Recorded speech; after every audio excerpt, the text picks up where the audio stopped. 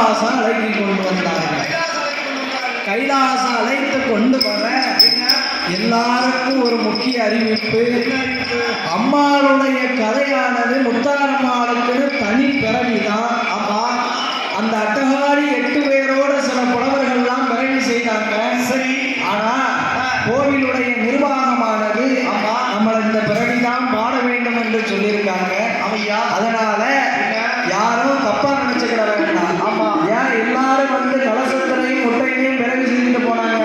சரி, இவங்க மட்டும் என்ன ஒரு விதமா வந்து படிக்காங்கன்னு யாரும் நினைச்சுக்கிட சொன்னாங்க.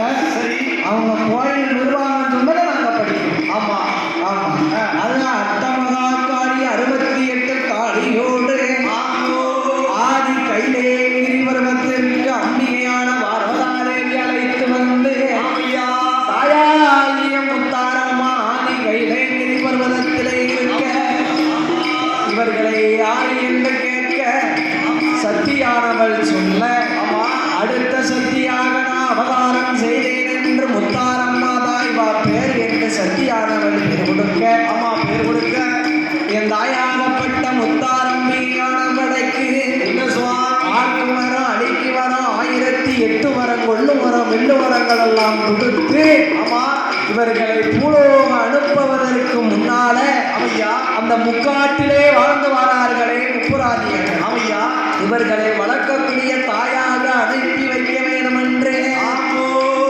அட்டகாடி 8 பேரும் தாயான முத்தாரம்மா ஆக்கு வரம் அடிக்கு வரம் 1008 வரம் வெள்ளு வரம் முள்ளு வரம் வேண்டிய வரங்கள் வாங்கிய 1008 பூதங்களும் தண்டியலாம் வல்லாக்கான் தானே சுமந்து வர அப்பறத்தில் அமர்ந்து வாரேவர் முத்தாரம்மா பாலக்காரி சாகக்காரி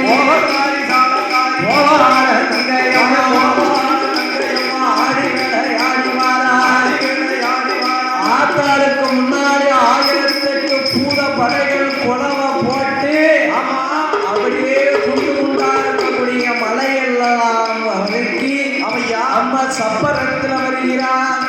முக்காடிலே வந்து முத்தாரம்மாளாக முப்புராதியர்களுக்கு தாயாக அந்த முக்காட்டிலே வந்து கொழுவிருந்தாள் தாய் முத்தாரம்மா.